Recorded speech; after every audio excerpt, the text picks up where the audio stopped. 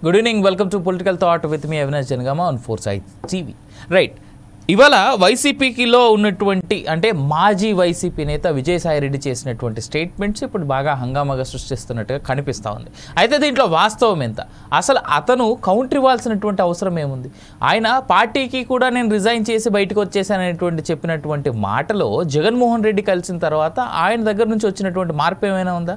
జగన్మోహన్ రెడ్డికి విజయసాయి రెడ్డికి పూర్తిగా చెడిపోయిందా అంటే ఏమో, అవుననే సంకేతాలు ఏ విధంగా అయితే వినిపిస్తున్నాయో ఏం లేదులే వాళ్ళు బాగానే ఉన్నారు అనేటువంటి మాట కూడా కొంతమంది మాట్లాడుతూ ఉన్నారు.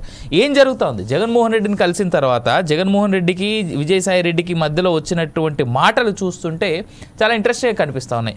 మొదలెడదాం. మనకి దీనికి సంబంధించినటువంటి ఏదైతే ఉందో ఇదే మన పొలిటికల్ థాట్లో మెయిన్ సబ్జెక్ట్ కాబట్టి వైసీపీ నుంచి బొట్ల రామారావు గారు, అలాగే జనసేన నుంచి రాయపాటి అరుణ గారు, టీడీపీ నుంచి సూర్యనారాయణ గారు, పిఎన్ మూర్తి గారు యాజ్ అన్ అనలిస్ట్ జాయిన్ అవుతూ ఉన్నారు. సో ముందుగా రామారావు గారి దగ్గర నుంచి మొదలు వెళ్దాం. రామారావు గారు, రైట్. రామారావు గారు కొంచెం డిస్కనెక్ట్ అయినట్టున్నారు, మళ్ళీ ఆయన జాయిన్ అయ్యి ఒక్కసారి జగన్ ఏమన్నాడో విందాం, దాని తర్వాత మన పొలిటికల్ థాట్లోకి వెళ్ళిపోదాం. ప్రతి ఒక్కరికి కూడా నేను ఒకటే మాటే చెప్తా, రాజకీయాలలో ఉన్నప్పుడు క్యారెక్టర్ క్రెడిబిలిటీ అనే పదానికి అర్థం తెలిసిందాను. రాజకీయాలలో ఉన్నప్పుడు కాలర్ ఎగరేసుకుని చెప్పాలి, ఫలానోడు మా నాయకుడు అని. అది ముఖ్యమంత్రి అయినా సరే, ఎమ్మెల్యే ఎంపీ అలాంటి ఆయనైనా సరే, ఎమ్మెల్యే అయినా ఇలాంటి అయినా సరే, ఎవరి గురించి అయినా కానీ ఇట్లా గొప్పగా చెప్తాం. కానీ మనమంతటి మనమే ప్రలోభాలకు లొంగో, భయపడో, ఏదో కారణం చేత మనమంతటి మనమే మన వ్యక్తిత్వాన్ని, మన క్యారెక్టర్ని, మన క్రెడిబిలిటీని మనం పణంగా పెట్టి మనం కాంప్రమైజ్ అయ్యి అటువైపు మనం పోతే మన గౌరవం ఏంది, మన వాల్యూ ఏంది, మన క్యారెక్టర్ ఏంది, మన క్రెడిబిలిటీ ఏంది? అది సాయిరెడ్డికైనా అంతే, పోయిన 3 ఎంపీలకైనా అంతే. ఒకవేళ నువ్వు చెప్తా అన్నట్టు ఇంకా ఒకడో అరో ఇంకా పోయే కార్యక్రమం జరిగితే వాళ్ళకైనా ఇంతే. ఒకటి చెప్తా ఉన్నా, వైఎస్ఆర్సీపీ ఈరోజు ఉంది అని అంటే అది వీళ్ళందరి వల్ల లేదు. వైఎస్ఆర్సీపీ ఈరోజు ఉంది అని అంటే దేవుడి దయ, ప్రజల ఆశీస్సుల వల్ల వైఎస్ఆర్సీపీ ఈరోజు ఉంది. ఒక లీడర్గా మనం ప్రవర్తించే తీరు తలెత్తుకునే విధంగా ఉండేట్టుగా ఎప్పటికీ ఉంటే ప్రజలు ఎప్పుడూ ఆశీర్వదిస్తారు. పోయే ప్రతి ఒక్కరికి కూడా నేను ఒకటే మాటే చెప్తా, రాజకీయాలలో ఉన్నప్పుడు క్యారెక్టర్ అసలు క్యారెక్టర్ అసాసినేషన్ రాజకీయాల్లో ఉండాలంటే క్యారెక్టర్ ఉండాలి అనేటువంటి మాట జగన్మోహన్ రెడ్డి అన్నాడు. దీనికి విజయసాయి రెడ్డి ఎక్స్ వేదికగా ఇచ్చినటువంటి స్పందన ఏంటంటే, వ్యక్తిగత జీవితంలో తాను విలువలు, విశ్వసనీయత కలిగి ఉన్నట్లుగా ఆయన చెప్పాడు. అంటే ఇన్ని సంవత్సరాలు జగన్ దగ్గర ఉన్నప్పుడు విలువలు కనబడలేవా విజయసాయి రెడ్డికి? లేదా ఇప్పుడు జగన్ దగ్గర నుంచి వెళ్ళిపోయాడు కాబట్టి విజయసాయి రెడ్డికి విలువలు లేవు, క్యారెక్టర్ లేదు, అమ్ముడుపోయాడు అనే యాంగిల్లో మాట్లాడా జగన్మోహన్ రెడ్డి అనేటువంటి అంశం తెలుసుకుందాం. బొట్ల రామారావు గారు ఉన్నారు మనతో పాటు. రామారావు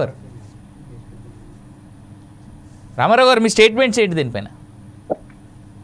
స్టేట్మెంట్ ఏముందంటే, ఇప్పుడు జగన్మోహన్ రెడ్డి గారు వెరీ క్లారిటీగా ఉన్నాడు. ఆయన 2 నాలుకల ధోరణి కానీ లేకపోతే బ్యాక్ డోర్ పాలిటిక్స్ కానీ ఎప్పుడు చేయదండి. ఇది గమనించుకోవాలా. ఆయన స్ట్రైట్ పాలిటిక్స్ కి ఒక చిరునామా, ఆయన ఒక విధానం పెట్టుకున్నాడు, ట్రాన్స్పరెన్సీ ఇన్ పాలిటిక్స్. ఆయన భారతదేశ రాజకీయాల్లోనే తాను ఇచ్చినటువంటి మాట మీద నిలబడాలి, తాను చిరకాలం కూడా ఈ ప్రజల్లో నిలబడాలనేటువంటి ఆలోచన విధానం కానీ, అట్లాగే ఏదైతే ఎంపీలుగా చూస్తా ఉన్నాం, 4 ఎంపీలు పోయారు, విజయసాయి రెడ్డి గారిని కూడా కోర్టు చేశారు. 4 ఎంపీలు ఎవరు పోయారు? 3 బీసీలు అండి. ఇక్కడ 3 బీసీలు, ఆర్ కృష్ణయ్య గారు, బేదా మస్తానరావు గారు, మోపిదేవి వెంకటరమణరావు గారు. ఇప్పుడు వాళ్ళు పోయినప్పుడు కూడా ఆయన ఏం చెల్లించాల. ఒక బీసీలకు ఎంపీ అంటేనే ఒక హడల్ అనమాట, ఎంపీ పదవి ఎత్తేనే ఆంధ్రప్రదేశ్ రాజకీయాల్లో. ఏదో పెద్ద పారిశ్రామికవేత్తలు, బాగా డబ్బున్నటువంటి వాళ్ళకు ఎంపీ ఆలోచన తప్పితే మిగతా వాళ్ళకి లేదు. అట్లాంటిది సామాన్యుల్ని పార్లమెంట్కి పంపించినటువంటి ఘనత అరకు నుంచి మాధవ్ గారిని కానీ, అట్లాగే మనం హిందూపూర్ నుంచి గోరంట్ల మాధవ్ గారిని కానీ, ఇక్కడ సురేష్ గారు బాపట్ల నుంచి కానీ, ఇట్లా సామాన్యమైనటువంటి వ్యక్తులను, అట్లాగే తిరుపతి నుంచి ఆయన గురుమూర్తి గారిని కానీ, ఇట్లా చాలా మందిని పార్లమెంట్కి పంపించినటువంటి ఘనత వైఎస్ఆర్ కాంగ్రెస్ పార్టీకి దక్కుతుంది. ఆ కోణంలోనే ఆయన ఇంత చేస్తున్నా కూడా వీళ్ళు స్టెబిలిటీగా లేరు అనేటువంటి అంశాన్ని చెప్పే దాంట్లో భాగంగానే ఆయన క్లారిటీ ఇచ్చారు. చాలా మంది ఏంటి ఇదంతా కూడా జగన్ గారు వ్యూహాత్మకంగా సాయిరెడ్డి గారిని పంపించారని చెప్పేసి చాలా అపవాదులు కూడా మాట్లాడి ఉన్నారు, చూస్తా ఉన్నాం. అటువంటి వాటన్నిటి కూడా చెక్ పెడుతూ ఆయన మాట్లాడాడు. అదండి జగన్మోహన్ రెడ్డి గారి స్టాండ్ ఏంటంటే వెరీ క్లియర్ అండ్ క్లారిటీగా ఉంటుంది. ప్రజలు పక్షపాతంగా నాయకులు కార్యకర్తలు ఏదైతే తయారు చేసుకోగలము, ఎందుకంటే ఇది కొత్త పార్టీ. జగన్మోహన్ రెడ్డి గారు తాను స్వయంగా తీసుకొచ్చినటువంటి పార్టీ తెలుగుదేశం పార్టీ మాదిరిగా ఏదైతే ఎన్నుపోటు పొడిచి తీసుకొచ్చినటువంటి పార్టీ కానీ కాదు. అట్లాగే చంద్రబాబు నాయుడు గారు రకరకాల స్టాండ్స్ తీసుకుంటా ఉంటారు ఆయన పొలిటికల్ జీవితంలో చూస్తే. కొంతకాలం ఎన్టీ రామారావు గారిని వెన్నుపోటు పొడిచి ఎన్టీ రామారావు గారు ఫోటో లేకుండా రాజకీయాలు చేసినటువంటి పరిస్థితి. తర్వాత మోడీ గారితో కలిసి కొన్ని ఎన్నికల్లో పార్టిసిపేట్ చేసి తర్వాత మోడీ గారి మీదనే ధ్వజమెత్తి రాళ్ల వర్షాలు తిరుపతిలో కొంతమంది చేయించడం, అమిత్ షా గారి మీద ఇట్లాంటివన్నీ చేస్తారు. మళ్ళీ వెంటనే ఈరోజు చూస్తున్నాం ఢిల్లీలో ఆయన స్టేట్మెంట్ ఋషికొండను కోట్ చేశారు. ఋషికొండ ఏంటండి, ఋషికొండ విషయం తీసుకుంటే అది ప్రభుత్వం సంబంధించింది. అట్లాగే దీన్ని కోట్ చేస్తూ ఏదైతే ఢిల్లీలో ఉన్నటువంటి అధికారిక భవనం మీద ఆయన మళ్ళా కామెంట్ చేయడం అనేది ఇది దుర్మార్గమైనటువంటి విషయం కాదా మీరు కూడా ఆలోచించండి. ఎందుకంటే దీన్ని కోట్ చేస్తూ ఢిల్లీలో మాట్లాడుతున్నారు. ఢిల్లీలో ప్రజలు చాలా స్వయం ఇండివిజువాలిటీ ఉండేటటువంటి ప్రజలు అనమాట. ఆడ ఎంపీని కానీ మంత్రిని కానీ ముఖ్యమంత్రిని కానీ వాళ్ళేమి దానికి పెద్ద విలువ కూడా ఇచ్చేటటువంటి పరిస్థితి ఉండదు. ఎవరికి వాళ్ళే ప్రతి ఓటర్ కూడా చాలా చైతన్యంగా ఉండేటటువంటి ఓటర్లు. చంద్రబాబు నాయుడు మనలాగా ఇక్కడ మన మాదిరిగా మోసం చేయాలంటే ఢిల్లీ ప్రజలు వినరు అనమాట. వాళ్ళు ఏమిటి రియాక్ట్ అవుతా ఉన్నారు చూస్తా ఉన్నాం మనం సోషల్ మీడియాలో కూడా. ఈయన చెప్పేటటువంటి మాటలకు ఆ రియాక్షన్స్ ఎట్లా అవుతున్నారు అనేది ఇట్లాంటి పరిస్థితులు ఉన్నాయి. అంటే ఢిల్లీలో పరిస్థితులు వేరుంటాయి, ఆంధ్రప్రదేశ్ లో పరిస్థితులు ఉంటాయి, పక్క రాష్ట్రం తెలంగాణలో పరిస్థితులు వేరుంటాయండి. జగన్మోహన్ రెడ్డి గారు మాత్రం వీటన్నిటినీ భిన్నంగా ఎక్కడికక్కడ కాకుండా ఒకటే స్టాండ్ మీద నిలబడేటటువంటి మనస్తత్వం ఉన్నటువంటి వ్యక్తి అనమాట. రైట్, వద్దాం మళ్ళీ మీ దగ్గరికి వస్తాను నేను. రైట్, సూర్యనారాయణ గారు చెప్పండి సార్. సార్ ఇప్పుడు దీంట్లో విజయసాయి రెడ్డి జగన్మోహన్ రెడ్డి మధ్య జరిగినటువంటి ఈ మొదలైనటువంటి రప్చర్ అని అనుకోవచ్చా? జగన్మోహన్ రెడ్డి స్పందించినటువంటి విధానం విజయసాయి రెడ్డి మీద, విజయసాయి రెడ్డి వైఖరి మీద మీరు ఎలా చూస్తా ఉన్నారు? ఒకటండి, ఫస్ట్ ఆఫ్ ఆల్ ఈ ప్యానెల్లో ఉన్నటువంటి నాయకులకి అదేవిధంగా మీకు వ్యూవర్స్ అందరికి కూడా శుభ సాయంత్రం. ఇది పూర్తిగా వైసీపీ పార్టీ యొక్క అంతర్గత విషయంగా మేము భావిస్తున్నాం ఫస్ట్ ఆఫ్ ఆల్. అయితే ముగ్గురు ఎంపీలు ఇందాక ఏదైతే రామారావు గారు కోట్ చేశారో, ముగ్గురు ఎంపీలు బీసీ ఎంపీలు వెళ్ళిపోయారు, మేమేదో సామాన్యులను గెలిపించామన్నారు. అక్కడ అనంతపురంలో ఒక సిఐ తెలుగుదేశం పార్టీ కార్యకర్తల మీద వీరంగం చేశారు కనుక అక్కడ చేసిన అరాచకం నచ్చి అతను ఒక ఎంపీగా చేశారు. ఈయన పాదయాత్రలో ఫిజియోథెరపిస్ట్ గా సేవలు అందించారు కనుక ఆయన చెప్పినట్టు పని వింటారని చెప్పేసి తిరుపతిలో ఆయన ఎంపీగా చేశారు. జగన్మోహన్ రెడ్డి గారు తన స్వలాభం లేకుండా ఏ పని చేయడం, ఒక విషయం ఇక్కడ గమనించాలి. అయితే ఆ ముగ్గురు ఎంపీలు వెళ్ళినప్పుడు పెద్దగా స్పందించిన జగన్మోహన్ రెడ్డి గారు విజయసాయి రెడ్డి గారు వెళ్ళంగానే అక్కడికి విజయసాయి రెడ్డి గారు వెళ్లే ముందు స్పష్టంగా చెప్పారు, నేను పూర్తిగా రాజకీయాల నుంచి రిటైర్ అవుతున్నాను, ఫ్యూచరు నా శేష జీవితాన్ని ఫార్మింగ్ లో వ్యవసాయ క్షేత్రాల్లో గడుపుతానని చెప్పి వెళ్ళారు. వెళ్ళనని కూడా ఎక్కడికి వెళ్ళని కూడా స్పష్టంగా చెప్పినా కూడా ఆయన ఒక రకమైనటువంటి భయాందోళనకి మానసిక వ్యధకి గురయ్యి విజయసాయి రెడ్డి గారిని కొంచెం టచ్ చేశారు. ఇప్పుడు విజయసాయి రెడ్డి గారిని టచ్ చేయటం వల్ల ఒక విధంగా నష్టపోవాల్సింది జగన్మోహన్ రెడ్డి గారు. ఎందుకంటే విజయసాయి రెడ్డి గారు మిగిలిన ఎంపీలాగా ఏదో పార్టీ వేవులో ఉన్నంగా వచ్చి వాళ్ళ పబ్బం కోసం వచ్చి మళ్ళీ పదవులు పొంది మళ్ళీ లేదా అది పోగానే వెళ్ళిపోయినటువంటి వ్యక్తి కాదు కదా. తండ్రి దగ్గర నుంచి తాత దగ్గర నుంచి ఆ కుటుంబంతో ఒక అనుబంధం పెనవేసుకుని సొంత కుటుంబ సభ్యుల్లాగా ఉంటూ వాళ్ళ ఆడిటింగ్ వ్యవహారాలు చూస్తూ వాళ్ళ రాజకీయ వ్యవహారాలు చూస్తూ రాజకీయము ఆడిటింగ్ తో వాళ్ళ ఆస్తులు వ్యవహారాలు ఈయన అక్రమ సంపాదనలు అన్నింటినీ కూడా చూసినట్టు వ్యక్తి. ఇప్పుడు ఏ మాత్రమైనా ఇబ్బంది వచ్చినా విజయసాయి రెడ్డి గారు ఈయన మీద ఎలా వెచ్చుపడతారో అసలు విజయసాయి రెడ్డి గారి మనస్తత్వం ఏమిటని జగన్మోహన్ రెడ్డి గారు పరీక్ష పెట్టారు. అయితే దానికి తగ్గట్టుగా విజయసాయి రెడ్డి గారు కూడా స్పందించారు. నన్ను అలా మాట్లాడడం అనేది రైట్ కాదు, నేను చెప్పే వచ్చాను, నేను ఫార్మింగ్ చేసుకుంటానన్నాను, నేను ఎవరి ప్రలోభాలకి ఎవరి మాయ మండలికి దొంగలైతే చెప్పారు.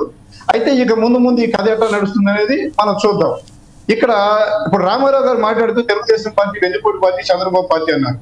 తెలుగుదేశం పార్టీ 1982లో నూతన యువతతో రామారావు గారు పాలిటిక్స్ తో సంబంధం లేని వాళ్ళు కొత్త వాళ్ళందరినీ తీసుకొచ్చి పార్టీకి పరిచయం చేశారు.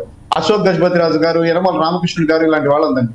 ఆ తర్వాత కొన్ని పరిస్థితుల దృష్ట్యా రామారావు గారు కొంత ఇబ్బందుల్లో ఉన్నప్పుడు పార్టీని కాపాడే దృష్టిలో చంద్రబాబు గారు తీసుకొచ్చారు. చంద్రబాబు గారిని వెన్నుపోటు అనుకుంటే 95లో పార్టీలో వచ్చినప్పటికీ కూడా 99లో మళ్ళీ చంద్రబాబు గారి మేనేజర్ చూసి, చంద్రబాబు గారి యొక్క మేనియా చూసి చంద్రబాబు గారి సమర్థవంతమైన పాలన అందిస్తున్నారు, చంద్రబాబు గారు తీసుకున్న నిర్ణయం సమంజసం అయిందనే మంచి అఖండమైన మెజార్టీని మళ్ళీ గెలిపించడం జరిగింది. ఆయన పాలనలో రాష్ట్రంలో పార్టీ సుభిక్షంగా తెలుగు వాళ్ళ పౌరుషం కోసం, తెలుగు వాళ్ళ ఆత్మగౌరవం కోసం పోరాడినటువంటి పార్టీ. అంతేగాని అలాగే చంద్రబాబు గారు ఒక రాజకీయం అక్కడ, ఒక రాజకీయం ఇక్కడ కాదు. 14-19 మధ్య కూడా మేము ఖచ్చితంగా సఖ్యతతో ఉన్నాం. 4 ఏళ్ళు చూసాం. లాస్ట్ సంవత్సరంలో కూడా రాష్ట్రానికి అనుకున్నటువంటి కేటాయింపులు రాని తరుణంలో మా మంత్రుల్ని విత్డ్రా చేసుకున్నాం, వాళ్ళ మంత్రుల్ని విత్డ్రా అని అడిగి వాళ్ళు విత్డ్రా అయ్యారు. మేము రాష్ట్రం కోసం పోరాడమే తప్పించి వ్యక్తిగతంగా ఏనాడు మోడీ గారిని దోషాలు చేయడం కానీ, వ్యక్తిగత హననాలు చేయడం కానీ, ఈలాగా క్యారెక్టరైజేషన్ మాట్లాడటం కానీ ఏనాడు చంద్రబాబు గారు ఎవరిని చేయాల. అంతదాకా జగన్మోహన్ రెడ్డి గారు నంద్యాల ఉప ఎన్నికల్లో చంద్రబాబు గారిని తుపాకి పెట్టి కాల్చండి, బావిలో చంపండి, పిచ్చి పిచ్చి మాటలు మాట్లాడాడు. అటువంటి మాటలు చంద్రబాబు గారి నుంచి ఎప్పుడైనా ఎవరినైనా విన్నారా? ఆయన్ని వ్యక్తిగతంగా హననం చేసిన వాళ్ళని కూడా పరుష పదజాలతో మాట్లాడినటువంటి ఒక హుందా రాజకీయం చేసేటువంటి వ్యక్తి చంద్రబాబు నాయుడు. చంద్రబాబు నాయుడు గారి క్యారెక్టర్ గురించి జగన్మోహన్ రెడ్డి గారు కానీ ఆ పార్టీ వాళ్ళు మాట్లాడే అర్హత లేదు. అలాగే క్యారెక్టరైజేషన్ అంటే తండ్రి ప్రమాదంలో మరణిస్తే 60 ఏళ్ల వయసులో తండ్రి శవం దగ్గరికి ఎవరైనా ఆత్మతో వెళ్తారు. దాన్ని పక్కన పెట్టి ముఖ్యమంత్రి కావాలని సంతకాల శాఖ అద్భుతమైన క్యారెక్టర్ అంటే అది వెన్నుపోటంటే అద్భుతమైన క్యారెక్టర్. చంద్రబాబు గారిని వెన్నుపోటు కాదు, పార్టీని కాపాడుకోవటం. అప్రస్తుతం will come back to again. ఒకసారి రాయపాటి అరుణ గారి దగ్గరికి వెళ్దాం. అరుణ గారు ఇప్పుడు జరుగుతున్నటువంటి అంశం చూస్తుంటే ముగ్గురు వెళ్ళిపోయారు లేదా మిగిలిన వాళ్ళు పోతానంటే వాళ్ళకు కూడా ఇదే మాట, క్యారెక్టర్ ఉండాలి అంతే తప్ప లొంగకూడదు, భయపడకూడదు. ఎందుకు ఎవరి ప్రలోభాలకి భయపడ్డారో, ఎవరు దేనికోసం భయపడ్డారో, దేనికోసం ప్రలోభపడ్డారో వాళ్ళకి వాళ్ళు ఇలా వెళ్ళిపోవడం కరెక్ట్ కాదు అనేటువంటి మాట జగన్మోహన్ రెడ్డి విజయసాయి రెడ్డిని అన్నాడు. దీన్ని జనసేన, ఎందుకంటే ఇక్కడ చిన్న లింక్ ఒకటి మాట్లాడుతూ ఉన్నారు ఏంటంటే విజయసాయి రెడ్డి రాసినటువంటి తన పాత పోస్ట్లో నాకు పవన్ కళ్యాణ్ కూడా అతి దగ్గర సంబంధాలు ఉన్నాయి, మేము మంచి మిత్రులు అనేటువంటి యాంగిల్ ఒకటి వాడారు. అదే కాకుండా తెరపైకి కొత్తగా విజయసాయి రెడ్డిని ఇంకెక్కడో చోట ప్రస్తుత ఎన్డీఏ కూటమి పార్టీలన్నీ కలిసి ఎక్కడో చోట ఆయన్ని గవర్నర్గా చేయాలి అనేటువంటి యాంగిల్లో కూడా డిస్కషన్ నడుస్తుంది అనేటువంటి మాట వినిపిస్తుంది. సార్, ప్యానెల్లో ఉన్న పెద్దలకి, వీక్షకులకి మీకు నమస్కారం సార్. పార్టీ మార్పులు లేదంటే అసలు రాజకీయ సన్యాసాలు తీసుకోవడాలు ఇవన్నీ కూడా పార్టీ అంతర్గత విషయాలు, అలాగే నాయకుల యొక్క అంతర్గత విషయాలు. దీన్ని ఆపోజిట్ పార్టీలుగా ఉన్న మేము ఏ విధంగానూ కన్సిడర్ చెయ్యం. కానీ ఇక్కడ వైసీపీ నుంచి వెళ్ళిపోయినటువంటి మిగతా నాయకులందరిలో కల్లా విజయసాయి రెడ్డి గారు ప్రత్యేకం. దాని గురించి మనం ప్రస్తావించుకోవాల్సిన అవసరం ఎందుకు వచ్చింది అంటే, కేవలం పార్టీలోనే నంబర్ 2 కాదు, జగన్మోహన్ రెడ్డి గారి కేసుల్లో కూడా A2 ఆయన. ఇవాళ నిజంగానే విజయసాయి రెడ్డి గారు కనుక ఆయన కేసులకు సంబంధించి అప్రూవర్ గా కనుక మారితే ప్రధానంగా ముప్పు పొంచి ఉండేది జగన్మోహన్ రెడ్డి గారికి. ఆ విషయం మనందరికీ తెలుసు. రాజశేఖర్ రెడ్డి గారి దగ్గర నుంచి ఈ రోజు జగన్మోహన్ రెడ్డి గారి వరకు రాష్ట్ర వ్యాప్తంగా ఆ డొల్ల కంపెనీలను ఏర్పాటు చేసి తద్వారా రాష్ట్ర ప్రజల ఆస్తులన్నింటినీ కూడా తండ్రి కొడుకులకు దోచిపెట్టినటువంటి వ్యక్తి. అవి బయటకు కానరాకుండా అత్యంత ప్రతిభ కనబరిచి ప్రజాసేవ ముసుగులో, ప్రజలకు ఉద్యోగాలు కల్పిస్తున్నటువంటి ముసుగులో రాష్ట్ర ప్రజల ఆస్తులన్నింటినీ కూడా తండ్రి కొడుకులకి దాచిపెట్టినటువంటి దాష్టికానికి దిగినటువంటి వ్యక్తి విజయసాయి రెడ్డి గారు. అట్లాంటి వ్యక్తి ఆయనతో పాటు జగన్మోహన్ రెడ్డి గారితో పాటు జైలుకి ఇంకెవరు వెళ్ళాలి, కుటుంబ సభ్యులు కూడా వెళ్ళాలి. కానీ విజయసాయి రెడ్డి గారు వెళ్ళారు. ఆయనతో పాటు ఈక్వల్ గా కొంచెం జైలు శిక్ష కూడా అనుభవించినటువంటి వ్యక్తి. ఆ తర్వాత మరలా జరిగినటువంటి వాళ్ళ కుటుంబ సభ్యులకు సంబంధించిన పర్సనల్ పరిణామాలు ఏవైతే ఉన్నాయి, వివేకానంద రెడ్డి గారి హత్యకు సంబంధించి కుటుంబ సభ్యులో లేదంటే ఇంకొక రక్త సంబంధికులో కాకుండా విజయసాయి రెడ్డి గారు మాత్రమే ఫస్ట్ బయటకు వచ్చి అది గుండెపోటు అని చెప్పేసి మీడియా సమావేశం పెట్టి మరి చెప్పింది. జరిగినటువంటి హత్యని గుండెపోటుగా విజయసాయి రెడ్డి గారు చెప్పారు మీడియాకి. ఫస్ట్ చెప్పింది ఆయనే. అంటే ఇక్కడ more than politics, more than party, Jaganmohan Reddy గారితోటి ప్రతి విషయంలో కూడా లింకప్ అయి ఉన్నటువంటి వ్యక్తిగా విజయసాయి రెడ్డి గారు ఉన్నారు. కాబట్టి ఇవాళ ఆయన జగన్మోహన్ రెడ్డి గారిని ఈ టైంలో విడిచి వెళ్ళడం అందరికీ కూడా మనం అందరం ప్రస్తావించుకోవాలంటే అంశంగా ఇక్కడ మారింది. ఇంకొకటి ఏంటంటే, ఆయన ఇంకొక పార్టీ మారాడు అంటే ప్రలోభాలకు లొంగాడని చెప్పేసి అనుకోవచ్చు. కానీ ఆయన పూర్తిగానే అసలు రాజకీయం వదిలేసి వ్యవసాయం బాట పడతానని చెప్పి చెప్తున్నాడు. ఎన్ని రోజులు ఆ వ్యవసాయంలో ఉంటాడో, లేదంటే రానున్న రోజుల్లో రాజకీయం వైపు మళ్ళీ ఇంకొక స్టెప్ బ్యాక్ తీసుకుని వస్తాడా అనేది అది రానున్న రోజుల్లో మనం డిసైడ్ చేయాల్సినటువంటి విషయం. కానీ ఇక్కడ ఆయన జగన్మోహన్ రెడ్డి గారు వ్యక్తిత్వం అనే ఒక మాట వాడాడు సార్. వ్యక్తిత్వం అనే ఒక మాట వాడితే ఇన్నాళ్ళు ఆ వ్యక్తిత్వం అనేది ప్రజలకి వ్యతిరేకంగా జగన్మోహన్ రెడ్డి గారికి అనుకూలంగా ఉండబట్టే కదా కేసులన్నింటిలో కూడా సాక్ష్యాలు దొరకనీయకుండా ఇవాళకి కూడా A2గా శిక్ష అనుభవిస్తూ కూడా అప్రూవర్ గా మారకుండా ఇంకా జగన్మోహన్ రెడ్డిని కాపాడుతూ ఉన్నాడు. ఆ వ్యక్తిత్వం ప్రజల పట్ల చూపించలేదు, కానీ ఆయన జగన్మోహన్ రెడ్డి గారి పట్ల చూపించాడు. కానీ ఇవాళ జగన్మోహన్ రెడ్డి గారు విజయసాయి రెడ్డి గారి వ్యక్తిత్వాన్ని క్వశ్చన్ చేయడం ఏదైతే ఉందో, ఎవరైతే ఇన్నాళ్ళు నమ్మి భారానంతా మోస్తూ ఉన్నారో ఆ భారం మోసిన వాళ్ళని నువ్వేం మోసావు ఏం లేదు అన్నట్టుగా మాట్లాడినట్లుగా ఉంది. కాబట్టి విజయసాయి రెడ్డి గారు రెస్పాండ్ అవడంలో తప్పేమీ లేదు. ఇంకొకటి, జగన్మోహన్ రెడ్డి గారి వ్యక్తిత్వం గురించి మనం ప్రస్తావించుకోవాల్సి కనుక వస్తే, ఇంకా మీరు అన్నారు ఇందాక personal issues out of the topic వెళ్ళిపోద్ది. వాళ్ళ కుటుంబ సభ్యులు కూడా కేసులు వేసుకుని ఆస్తుల విషయంలో రోడ్లకి ఎక్కేసి పెద్ద పంచాయతీ జరుపుకున్న సిచ్యువేషన్ మనం చూసాం. బట్ అది ఈ టాపిక్ కి ఈ టైంలో అది కరెక్ట్ కాదు, వెళ్ళిపోద్ది, అప్రస్తుతంగా వెళ్ళిపోద్ది. కాబట్టి దాన్ని నేను ప్రస్తావించట్లేదు. అందుకే వ్యక్తిత్వం అనేటువంటి బరువైన భారమైన పద్ధతి గల పదాలు వాడేటప్పుడు మన వ్యక్తిత్వం ఏంటి అనేది ఫస్ట్ మనం సెల్ఫ్ అనాలిసిస్ చేసుకుని తర్వాత అలాంటి పదాలు ఎదుటి వాళ్ళకు వాడాలి. ఒక్కొక్కసారి మిస్ఫైర్ అయితే ఇలాగ రిటర్న్ వచ్చేటువంటి కౌంటర్లను కూడా ఫేస్ చేయాల్సిన పరిస్థితి వచ్చిందని చెప్పేసి వాళ్ళ జగన్మోహన్ రెడ్డి గారు వాడినటువంటి వ్యక్తిత్వం పదానికి విజయసాయి రెడ్డి గారు చెప్పినటువంటి వ్యక్తిత్వం సరిగ్గా సరిపోయింది sir. Right, I'll come back to again అండి. మూర్తి గారు నమస్కారం సార్. సార్ ఇప్పుడు పరిస్థితి మీరు ఎలా ఎనలైజ్ చేస్తారు సార్ ఇక్కడ జరిగినటువంటి ఘటన అంతా? ఎందుకంటే ఏదో ఫనీ షోలా కనిపిస్తుంది తప్ప నిజంగా దాంట్లో ఇందాక రాయపాటి అరుణ గారు అన్నట్టు ఒకవేళ నిజంగానే విజయసాయి రెడ్డి అప్రూవర్గా మారితే జగన్మోహన్ రెడ్డి భవితవ్యం ఏంటి అనేటువంటిది కూడా చాలా పెద్ద ప్రశ్నార్థకంగానే కనిపిస్తూ ఉంటుంది. ఇప్పుడు ప్యానెల్లో ఉన్న మిత్రులందరికీ నమస్కారం. ఇప్పుడు ఇది సరే, నిన్నటి దాకా విజయసాయి రెడ్డి గారు వైసీపీలో ఉన్నప్పుడు అది రాజకీయ అంతర్గత వ్యవహారం. ఇప్పుడు ఇది ప్రజా వ్యవహారంగా మారింది. ఎందుకంటే ఆయన వైసీపీ నుంచి బయటకు వచ్చేసాడు. సాధారణ ప్రజలుగా ఉంటానని చెప్పి చెప్తున్నారు, వ్యవసాయం చేసుకుంటానని చెప్తున్నారు. మరి ఎందుకు అంత పవిత్రమైన ఆలోచన వచ్చిందో ఆలోచించాలి మనం. అసలు రాజకీయాలు టోటల్ గా చూసినప్పుడు సైద్ధాంతిక పునాది మీద ఉన్న రాజకీయ పార్టీలు మృగ్యమైపోతూ ఉన్నాయి. అంటే రాను వాళ్ళ సైద్ధాంతిక విలువల కన్నా కూడా ఈ పార్టీ మార్పిడి అనే ఒక మహమ్మారి రాజకీయాల్లో వచ్చి చేరింది. ఉదయం ఒక పార్టీలో ఉండి, మధ్యాహ్నం ఒక పార్టీలో ఉండి, సాయంకాలం ఇంకో పార్టీలో కండువాలు మార్చుకున్న సన్నివేశాలు మనం చూసాం. పార్టీలను పెట్టి బ్రహ్మాండమైన శాసనసభలో చక్కటి మెజారిటీని తెచ్చుకున్న వాళ్ళు కూడా కొన్ని రోజుల్లోనే ఇంకో పార్టీలో మెర్జ్ అయిపోవడం కూడా మనం చూసాం. అంటే ఇవన్నీ ఈనాడు భారతదేశంలో ఉన్న రాజకీయాలు మనకేం బోధపడుతున్నాయి అని అంటే, వ్యక్తి ప్రాధాన్యత కలిగిన రాజకీయాలు తప్ప సైద్ధాంతిక ప్రాధాన్యత కలిగిన రాజకీయాలుగా లేవు. ఇప్పుడు జగన్మోహన్ రెడ్డి గారు ఉన్నారు, వైఎస్ రాజశేఖర రెడ్డి గారు దుర్మరణం చెంది ఉండకపోతే ఆయన మామూలుగా ఒక ఎంపీగానే కొనసాగి ఉండేవారేమో. ఎప్పుడైతే ఆయన దుర్మరణం చెందారు, ఆయనకి అవకాశం వచ్చింది. అట్లాగే ఇందిరాగాంధీ చనిపోయినప్పుడు రాజీవ్ గాంధీ కేవలం పైలటే. ఆయన ఎప్పుడు రాజకీయాల్లోకి రాలేదు, కానీ ఉగ్రవాదానికి బలైనప్పుడు ఆయన కూడా ఒక రాజకీయ మనకి ప్రధానమంత్రిగా థంపింగ్ మెజారిటీతో రావడం మనం చూసాం.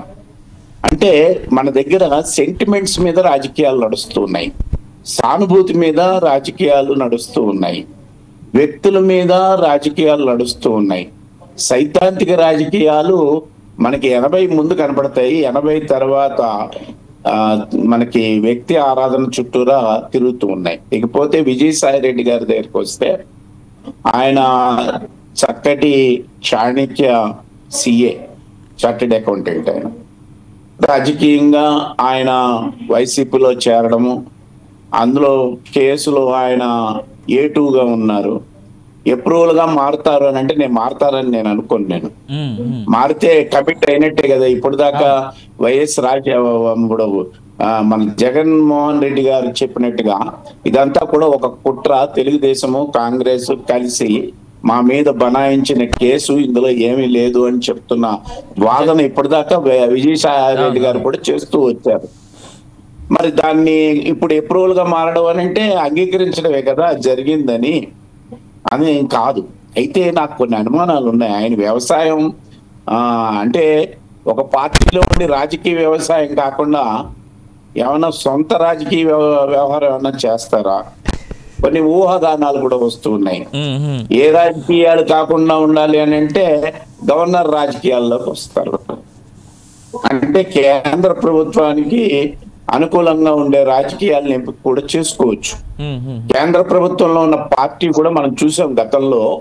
అప్పటిదాకా ఆరోపణలు ఈడీలు సిబిఐలు దాడులు చేస్తే పార్టీ మారిపోగానే అవి మూతపడుతున్నాయి. మూతపడడం అని అంటే కేసులు ఉంటాయి. మూర్తి గారు నేను ఒకటి గుర్తు చేస్తా ఒక సందర్భం. రీసెంట్గా నేను యూట్యూబ్లో ఏదో స్క్రోల్ చేస్తా ఉంటే ఒక ప్రముఖ టీవీ ఛానల్కి, పెద్ద టీవీ ఛానల్కి విజయసాయి రెడ్డి ఇచ్చినటువంటి ఇంటర్వ్యూలో నా రాజకీయ రిటైర్మెంట్ టైం అంటూ వస్తే నేను జగన్మోహన్ రెడ్డిని రిక్వెస్ట్ చేసుకుంటాను గవర్నర్ని చేయమని అనేటువంటి మాట ఆయన అన్నాడు. అందుకని ఇప్పుడు రాజకీయాల్లో ఉన్న వాళ్ళు ఎవరు కూడా చనిపోయే వరకు రాజకీయాలను వదిలిపెట్టరండి. రాజకీయ పార్టీని వదులుతారు కానీ రాజకీయాలని వదలరు వాళ్ళు. అది గవర్నర్ రాజకీయమైనా కావచ్చు, ఇంకో రాజకీయమైనా కావచ్చు. ఇప్పుడు జగన్మోహన్ రెడ్డి గారు కూడా చెప్తున్నారు, ఇప్పుడు నైతికత చెప్తూ ఉన్నారు, వ్యక్తిత్వం చెప్తూ ఉన్నారు, అవకాశవాదాల గురించి మాట్లాడుతూ ఉన్నారు. ఇవన్నీ కూడా జరుగుతూనే ఉన్నాయి కదా. మరి ఆయన కూడా కాంగ్రెస్ నుంచి వైసీపీకి వచ్చారు కదా. రాజశేఖర్ రెడ్డి గారు చనిపోయే నాటి వరకు కూడా ముఖ్యమంత్రిగా ఉండి కాంగ్రెస్ లోనే ఉన్నాడు కదా ఆయన. మరి ఆ నైతికతని మనం పాటించాల్సి వస్తుంది కదా. ఏం తేడా ఉంది కాంగ్రెస్ పార్టీ నుంచి వైసీపీని స్థాపించడంలో? నాకేమి కొత్తదనం ఏమి కనపడటం లేదు. కాబట్టి మనం అర్థం చేసుకోవాల్సింది ఏంటంటే మొత్తం రాజకీయాలన్నీ భ్రష్టు పట్టి రాజకీయ అరాచకాలు ప్రబలుతున్న ఈ రాజకీయ వ్యవస్థలో ఈ మార్పులు ఏమి పెద్ద కలవరం చేయవు, ఇవేమి కొత్త ఏమి కాదు. అవి గాలిబాటంగా ఎటైనా మారుతాయి. ఆయన మాత్రం అప్రూవల్ గా ఏమీ మారడు. అయితే దాని వెనకాల కేంద్ర ప్రభుత్వం యొక్క ఏమంటాము రాజకీయం కూడా ఉందనే నేను భావిస్తూ ఉన్నాను. మన త్వరలోనే అవన్నీ బయటకు వస్తాయి. ఆయనకి అంత ఆత్మ పరిశీలన చేసుకుని ఈ రాజకీయాల నుంచి దూరంగా ఉండాలి, వ్యవసాయం చేసుకోవాలి.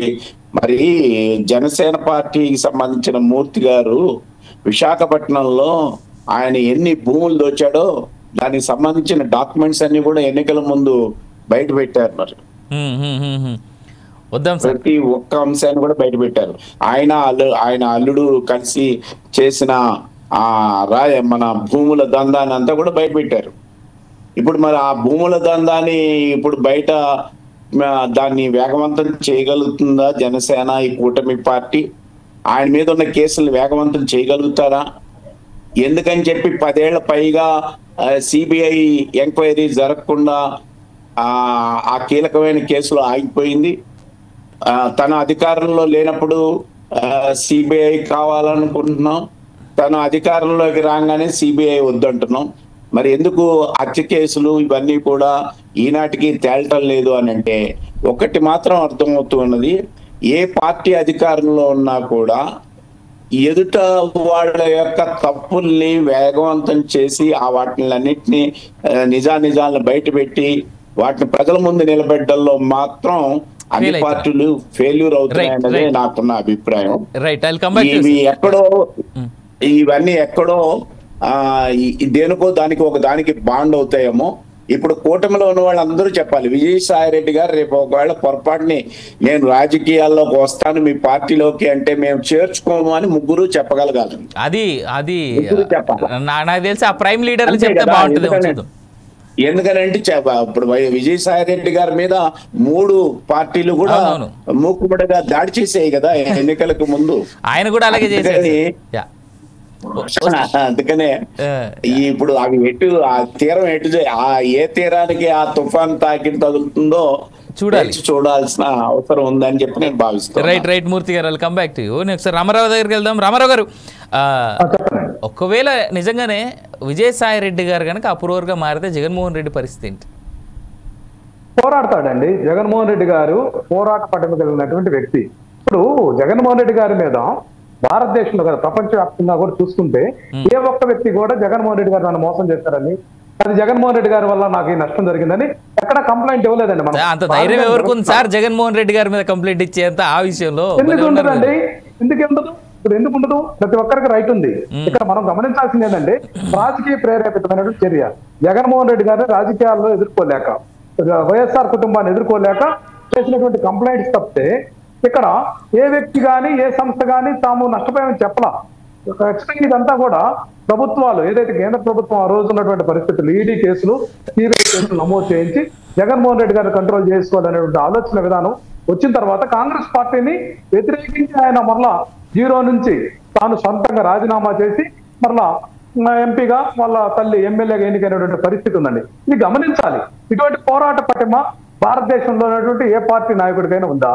అట్లాగే మేనిఫెస్టో అంశంలో కూడా నిక్కచ్చిగా చేస్తూ ఉన్నాడు. ఆయన రాజ్యాధికారం కావాలనుకుంటే 2014లోనే రైతు రుణ మాఫీ కానీ అటువంటి అబద్ధాల హామీలు ఏదైతే చంద్రబాబు నాయుడు గారు చేస్తా ఉంటారే, ఇప్పుడు జగన్మోహన్ రెడ్డి గారు ఇచ్చినటువంటి హామీలన్నిటికీ మళ్ళా కొంత ఎక్స్ట్రా కలిపి మోసపూరితమైనటువంటి హామీలు ఇచ్చి మేనిఫెస్టోలు పెట్టినటువంటి విధానం కానీ 2014 నుంచి 2019 వరకు బీసీలకు అందరికి అది చేస్తా ఇచ్చేస్తా అని చెప్పి తర్వాత మేనిఫెస్టోని నెట్ లోనే లేకుండా చేశాడండి. ఆన్లైన్ లో కనిపించకుండా చేసినటువంటి పరిస్థితి ఉంది. ఇట్లాంటి dupe politics YSR Congress party దగ్గర కూడా రానివ్వండి. ఏదైనా సరే స్పష్టత ఉంటుంది, స్పష్టంగా రాజకీయాల్లోకి వెళ్తారు. ఎవరైనా సరే ఇప్పుడు అప్పుడూరుగా మారినందుకు మాత్రాన అక్కడ కేసు ఉండాలి కదండి. అక్కడ చేసినటువంటి అవినీతి ఏంటి నిగ్గు తేల్చాల్సినటువంటి ఆవశ్యకత ఉంది. ఇక్కడ అసలు కేసులు ఏం బలం లేకనే ఇప్పుడు చాలా వరకు కొట్టేశారు. ఇక్కడ అంతా కూడా ప్రజలను మభ్యపెట్టి మాయ చేసి ఈ మీడియా ముఖంగా పొలవులుగా ఇప్పుడు చూస్తా ఉన్నాం మనం. ఏదైతే అదానీ గ్రూప్ తోటి ఏదైతే గతంలో చంద్రబాబు నాయుడు గారు 5 రూపాయలకు పైన ఒప్పందం గుర్తుకుంటే దాన్ని తగ్గిస్తే ఈ విషయాన్ని చంద్రబాబు నాయుడు నోటితోటి చెప్పారు. ఆంధ్రప్రదేశ్ కి అదానీ గ్రూప్ ఒప్పందాల వల్ల లాభమే కానీ నష్టం లేదని ఒకవైపు చెప్తా ఉంటారు, రెండో వైపు చేస్తారండి. అట్లాగే ల్యాండ్ టైటిలింగ్ యాక్ట్ మీద వీళ్ళు ఏదైతే అభూత కల్పనలు చెప్పారు, ఈ రోజు రీసర్వే జగన్మోహన్ రెడ్డి గారు చేసినటువంటి ప్రాసెస్ ని మళ్ళీ వీళ్ళు 10 రోజుల నుంచి కంటిన్యూ చేస్తున్నారు. ఇవన్నీ కూడా జగన్మోహన్ రెడ్డి గారు ఒక సైంటిఫిక్ మెథడ్ తోటి పరిపాలనా దక్షుడు అయినటువంటి వ్యక్తిగా ఖచ్చితంగా నిరూపితమవుతుంది. ఇది ప్రజాక్షేత్రంలో తెలుస్తుంది, ప్రాక్టికల్ గా తెలుస్తుంది. ఎందుకంటే ఆయన చేసినటువంటి అంశాలు చాలా సైంటిఫిక్ మెథడ్ తోటి ముందుకెళ్తా ఉన్నారు. రాజధాని అంశాల్లో కానీ లేకపోతే పాలనా అంశాల్లో కానీ సార్ ఇవన్నీ ఓకే, ఇవన్నీ ఓకే. నేను అనేది ఏంటంటే రామారావు గారు ఇవన్నీ వచ్చేసి రాజకీయమైనవి లేదా రాష్ట్రాన్ని పాలించేటువంటి అంశాలు. నేను అడుగుతున్నది ఏంటి, ఏవైతే సూట్ కేసు కంపెనీలకు సంబంధించినటువంటి విషయాల్లో విజయసాయి రెడ్డి కనుక అప్రూవర్గా మారి, ఎందుకంటే ఆయనే సీఏ, మళ్ళీ చెప్తా ఉన్నా గుర్తుపెట్టుకోండి, రాజశేఖర రెడ్డి గారికి తర్వాత షర్మిలాకి ఇటు జగన్మోహన్ రెడ్డికి అదే కాకుండా మొత్తం ఆ కుటుంబంలో ఉన్నటువంటి మేజర్ అందరికీ విజయసాయి రెడ్డి గారే సీఏ. ఇది మర్చిపోవద్దు. ఆయన అప్రూవర్గా మారి పొరపాటున ఆయన దగ్గర ఉన్నటువంటి డాక్యుమెంటేషన్ అంతా బయట పెడితే జగన్మోహన్ రెడ్డి గారి పరిస్థితి. ఇది నా స్ట్రైట్ క్వశ్చన్. ఏది బయట పెట్టినా జగన్మోహన్ రెడ్డి గారి కంపెనీలకు సంబంధించి కానీ వైఎస్ఆర్ కుటుంబానికి సంబంధించినటువంటి ఆస్తుల వ్యవహారాలు కానీ చాలా ట్రాన్స్పరెన్సీగా ఉందండి అక్కడ రికార్డెడ్ గా. అక్కడ ఉన్నదే చెప్తాడు కానీ విజయసాయి రెడ్డి గారు లేని తీసుకొచ్చి చెప్పలేరు కదా. ఆ ధైర్యం దమ్ము ఆ యొక్క కలేజా జగన్మోహన్ రెడ్డి గారికి ఉంది. ఇవన్నీ కూడా భ్రమలండి, ఎన్ని భ్రమలు. నిజం నిగ్గు తేల్చుద్ది ఖచ్చితంగా. సిబిఐ కోర్టులో కేసులన్నీ కూడా త్వరితగతంగా పరిష్కారం అయితే ఖచ్చితంగా నిజం నిగ్గు తేలుద్ది. జగన్మోహన్ రెడ్డి గారు నాదొక ప్రశ్న సార్, రామారావు గారు ఒక సూటి ప్రశ్న, నిజంగానే నిజం నిగ్గు తేలేటట్టుగా ఉండుంటే దాంట్లో అన్ని అబద్ధాలే అని ఉంటే ఆయన కోర్టు సమన్స్ ఇచ్చిన ప్రతిసారి ఎందుకు అటెండ్ అవ్వలేదు? ఎన్నిసార్లు 5 ఏళ్లలో ఎన్నిసార్లు ఆయన కోర్టుకు వెళ్లకుండా ఉన్నారు? న్యాయ వ్యవస్థలకు సంబంధించి కొన్ని పరిమితులు ఉంటాయండి. న్యాయ వ్యవస్థలకు సంబంధించి దానికి సంబంధించినటువంటి న్యాయం ముందు ఆఫ్టర్ ఆల్ సీఎం అయినా పిఎం అయినా అందరూ ఒకటే సార్. ఆయన ఎందుకు అంత రిలాక్సేషన్ తీసుకున్నాడు? నువ్వు సామాన్యుడికైనా ఉంటుందండి రిలాక్సేషన్. అసలు అక్కడ కేసులే ఇప్పుడు సిబిఐ కానీ సిబిఐ మొన్న కూడా మనకు ఒక వాదన మనం చూసాం. ఆయన లండన్ పోవాలని చెప్పి తన పూర్వార్త కన్వకేషన్ కి అబ్జెక్షన్ చెప్పింది. బట్ కోర్టులకి ఆ విషయాలు తెలుసండి. ఇక్కడ కొంత కోర్టులలో ఈ సబ్జెక్ట్ అంతా నలిగిన మీదట అంత సీరియస్ ఇష్యూస్ కాదు. మనకు చెప్పే మోడీ గారు చెప్పారు ఏదో విజయ మాల్యాని వాళ్ళని పట్టుకొచ్చి మొత్తం గందరగోళం చేస్తామని చెప్పారు. ఏదైతే అట్లా డూపుగా చెప్పేటటువంటి విషయాలు ఒక పక్క ఉంటాయి. జగన్మోహన్ రెడ్డి గారి అంశంలో చాలా నిక్కచ్చిగా ఆయన కంపెనీలకు సంబంధించి నేను ఒక మాట చెప్పాలి. ఐఎమ్ సారీ ఇక్కడ నాకు తెలిసి కూటమి నేతలు కూడా ఉన్నారు, వాళ్ళు చెప్తారో లేదో నాకు తెలియదు కానీ 15 లక్షల కోట్లకు సంబంధించినటువంటి విజయవాడ ఆస్తులు భారతదేశం సీజ్ చేసింది. ఇది తెలుసా మీకు? 15 లక్షల కోట్లు ఆయన చేసినటువంటి తప్పు, ఆయన చేసినటువంటి ఆర్థిక నేరం విజయ మాల్యా నాకు తెలిసి 3 నుంచి 8 లక్షల కోట్లు అనుకుంటా, అంతకంటే ఎక్కువ లేదు. కానీ 15 లక్షల కోట్ల విజయ మాల్యా ఆస్తుల్ని భారతదేశం సీజ్ చేసింది. దాని అర్థం ఆయన దాంట్లో నుంచి కనీసం అర్ధ పైసా కూడా వాడుకోలేడు. అది విజయ మాల్యా పరిస్థితి. నీరవ్ మోడీ పరిస్థితి కూడా అంతే. ప్రయోజనం అండి, ప్రజలకు ఏమైనా ప్రయోజనం ఉందా? బ్యాంకులకు ఎగ్గొట్టినటువంటి అంశాన్ని మనం తీసుకుంటే దాన్ని కట్టించాలి ముందు. విజయ్ మాల్యాని ఈ దేశానికి సార్ మీకు అర్థం కాని విషయం ఒకటి చెప్తా నేను. ఇప్పుడు సిబిఐ ఏవైతే సీజ్ చేసిందో దాన్ని పొరపాటున విజయ్ మాల్యా కోర్టు లెక్కల ప్రకారం దోషి అని తేలితే ఇదే 15 లక్షల కోట్లు మార్కెట్ రేట్ ప్రకారం అమ్మి అతను ఎంత అయితే దోచుకున్నాడో విత్ ఇంట్రెస్ట్ బ్యాంకులకు సేవ్ చేసిన తర్వాత అప్పుడు అతనికి మళ్ళీ తిరిగి ఇస్తారు మిగిలిన సొమ్ము మాత్రమే. ఇది legal process. Right, I'll come back again. Right, Suryanarayana గారు ఏమంటున్నారంటే దానివల్ల ప్రజా ప్రయోజనం లేదు. జన్ధన్ ఖాతాలకు 15 లక్షలు నాకు తెలిసి ఆ స్టేట్మెంట్స్ మళ్ళీ ఒకసారి వినాలేము. రైట్, సూర్యనారాయణ గారు మీ స్టేట్మెంట్స్. యా, ఇప్పుడు జగన్మోహన్ రెడ్డి గారు ధీరుడు, పోరాట యోధుడు, పోరాడతారని రామారావు గారు చక్కగా చెప్తున్నారు. ఇప్పుడు కరోనా సమయంలో డాక్టర్ సుధాకర్ మాస్కులు లేవంటే సుధాకర్ ని ఏ దుస్థితికి పట్టించింది అధికారంలో ఉన్నటువంటి వైసీపీ పార్టీ, జగన్మోహన్ రెడ్డి యొక్క కూటమి. అలాగే డాక్టర్ సుధాకర్ కాదు, చిన్న పిల్లాడు బాపట్లలో తన అక్కని చేస్తే ఇబ్బంది పెడితే అతన్ని ఏ విధంగా దాడులు చేసింది అవన్నీ. ఇప్పుడు జగన్మోహన్ రెడ్డి గారికి ఒక విషయం ఏంటంటే అండి, గతాన్ని ప్రజలు మర్చిపోతారు, ప్రజలు అమాయకులు. నేను ఒక చక్కని ప్రసన్న వదనంగా పెట్టుకుని అమాయకమైన కళ్ళబుల్లి బాగులు సొంతపూసలాగా నేను చెప్తే జనాలు మోహంతో నన్ను మళ్ళీ 2-0 తీసుకొచ్చేస్తారు. నేను చెబుతున్నాడు కదా, 1-0 కన్నా 2-0 బాగా చేస్తాను, ముఖ్యమంత్రి కన్నా నాకు ఎక్కువ సమయం అసెంబ్లీలో కేటాయించాలి. ఆయన ఒక ఊహల్లో, ఒక భ్రమంలో ఉండేటువంటి ఒక మానసికమైనటువంటి వ్యధలో ఉన్నాడండి ఆయన. ఆ వ్యధతోనే 3 ఎంపీలు పోయినా కంగారు పడినటువంటి వ్యక్తి ఒకవేళ విజయసాయిరెడ్డి అప్రూవర్ గా మారితే తనకు వచ్చే ఇబ్బందులను గమనించే విజయసాయిరెడ్డి గారి విషయంలో ఆందోళన ఉన్నా మేకపోతు గాంభీర్యాన్ని ప్రకటిస్తూ ఆందోళన కనబరచకుండా ఏమిటి అనే దాని మీద సందిగ్ధంలో ఉన్నాడు. ఆ విషయం ప్రజలందరూ స్పష్టంగా గమనిస్తున్నారు. అట్లాగే ఇప్పుడు ఆయన చెబుతున్నారు మరి సుధాకర్ ఏంటంటే సుధాకర్ మరణం ఎంతవరకు వచ్చింది? ఒక మంచి డాక్టరు, అనస్థీషియా అద్భుతమైన డాక్టరు, మాస్క్ లేదన్న కారణంగా దాన్ని మరణం తీసుకొచ్చారు. పిచ్చోడైన ముద్ర వేశారు, రోడ్డు మీద కొట్టారు. అది ప్రజాస్వామ్యమా చెప్పమనండి రామారావు గారిని కానీ జగన్మోహన్ రెడ్డి గారిని కానీ. మరి ఇలాంటివన్నీ అరాజకాలు కళ్ళ ముందు చేసి ఇంకా ఏదో మేము సొంతపూసం అన్నట్టుగా మాట్లాడితే ఎట్లాగండి? అది ఖచ్చితంగా రైట్ కాదు. ఖచ్చితంగా జగన్మోహన్ రెడ్డి గారు ఆందోళన చెప్పాలన్నా చెప్పు. తుండూరు దళితులు మారణకాండకు సమాధానం చెప్పగలరా మీరు? కారంచేడులో మారణకాండకు సమాధానం చెప్పగలరా? ఖచ్చితంగా అన్న. ఏదైనా ఇప్పుడు జగన్మోహన్ రెడ్డి గారి అరాచకాలను చేయడానికి జరిగినటువంటి మరణాలకి మీరు సమాధానం చెప్పగలరా? రామారావు గారు జగన్మోహన్ రెడ్డి గారి అరాచకాలు అందరినీ మీద అఘాయిత్యాలు జరిగినాయి, వాటి మీద ఏం చర్య తీసుకున్నారు చెప్పగలరా? అవినాష్ గారు ఇందాక కోర్టులకి కొన్ని పరిధులు ఉంటాయి. అవినాష్ గారు కోర్టులకు పరిధులు ఉంటాయంటారు. కోడికత్తి సీటు కేసుకి ఒక విషయం ఏంటి, కోడికత్తి సీని కేసులో ముఖ్యమంత్రి చెప్పి 8 మాజీ ముఖ్యమంత్రి 8 నెలలు మాజీ ముఖ్యమంత్రి 8 నెలలు అవుతుంది. విశాఖ కోర్టుకి ఎందుకు అటెండ్ కావాలండి? చిన్న కేసు అటెండ్ కావడానికి కూడా జగన్మోహన్ రెడ్డికి ఇగో భయం. మీరు ఎట్లా వచ్చారండి తెలుగుదేశం పార్టీ? కాదండి, నేను ముఖ్యమంత్రిగా ఉన్నాను, ఏమంటే ముఖ్యమంత్రులుగా మంత్రులుగా ఉన్న వాళ్ళు కూడా పరిస్థితి భారతదేశంలో ఉంది. ఈయన ముఖ్యమంత్రి నన్ను కాలక్షేపం చేస్తుంది. సిబిఐని ఈడీని మాయపుచ్చి చిన్న కేసు కోడికత్తి కేసులో